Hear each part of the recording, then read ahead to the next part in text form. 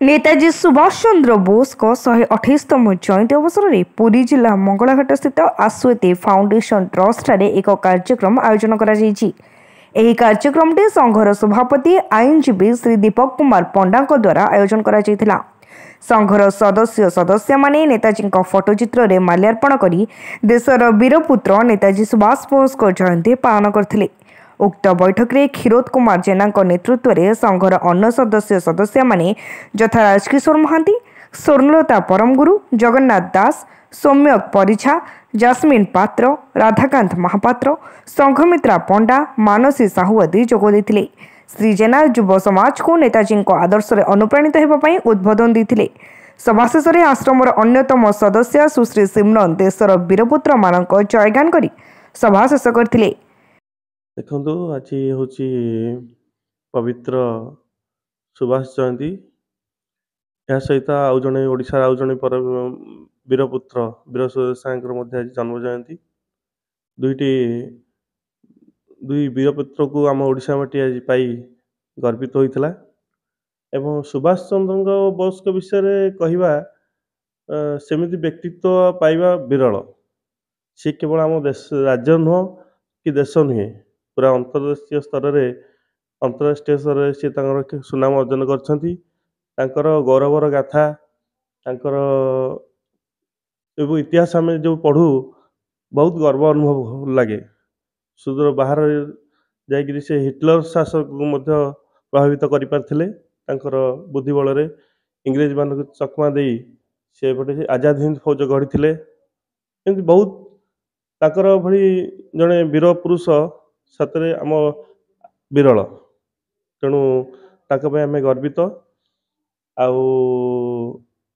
मु आशा करी भली समस्ते आम खाली पूजा कले हेनी जो आमर दिग्दर्शन से आमको देते आम समस्ते आम जीवन में पालन करवा।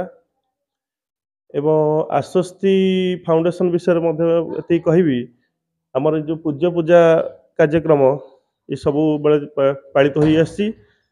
आम सब बड़े आमर यहाँ आमर उद्देश्य जे आम पूज्य पूजा करने सहित जीवनी से कही देखी जो मार्गदर्शन देखते आम द्वारा अनुप्राणित हो आम पालन करवा। आमर तो जो आमर ये बुद्ध मान को साहाय्य कर आईन सेवा दि ये सब सुभाष जीवन में से पालन करते एवं आम पालन करुँ। आईटा आम सब लगी रही।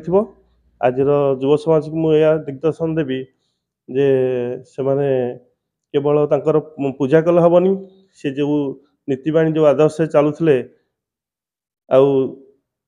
घड़ी सदृश भितर भयभीत न हो केमती आसुवा विपद को सम्मुखीन हो पारे से आम वीर सहित सब यात्रा करवा और देशर सुनाम अर्जन करने आम जीवन को आम उत्सर्गीकृत बलिदान देवाक पछेबा नहीं। सब बड़े मु तो निज जीवन को सब देश उत्सर्गीकृत करने प्रस्तुत अच्छी आम आपण मैंने समस्त प्रस्तुत ही रुहतु देश बलिदान देवा के पछंतु नहीं। सी मागिले मत रक्त दियो मु तुमको स्वाधीनता देवी। जनवरी 23 तारीख आम ओडिशार जड़े वीरपुत्र सुभाष चंद्र बोस जन्म जयंती आज आम आश्वस्ति फाउंडेशन ट्रस्ट ठारे पालन करूँ। आम ओडिशार गोटे बड़ वीरपुत्र जहाँ को पाई आम ओडिशा बहुत गर्वित कारण स्वाधीनता संग्राम समय तांकर जो अवदान आज आम स्वाधीनता होइचु। तो जदि आम महात्मा गांधी को मानुचु जातीय पिता हिसाब से किंतु सुभाष चंद्र बोस भी बहुत ए भूमिका थिला जातीय स्वाधीनता हवा फल कारण से आमर बाहर देशर जो माने आमर मित्र हो पारिथिले जेमिति कि जापान हुंतु बहुत बाहर देश मानकरे से आमर मित्रता स्थापन करिबारे प्रथम थिले जहाँ फल आम देश जड़े आजाद हिंद फौज गठन कर आम भारत को स्वाधीन करने आगे आसी। आज आम जन्मवार्षिक आश्वस्ति फाउंडेशन ट्रस्ट तरफ जन्म जयंती पालन करी बहुत निजको गर्वित मन करुचु। धन्यवाद। कैमरा पर्सन रवि जेना सुधांशु करंग रिपोर्ट तीर्थक्षेत्र लाइव।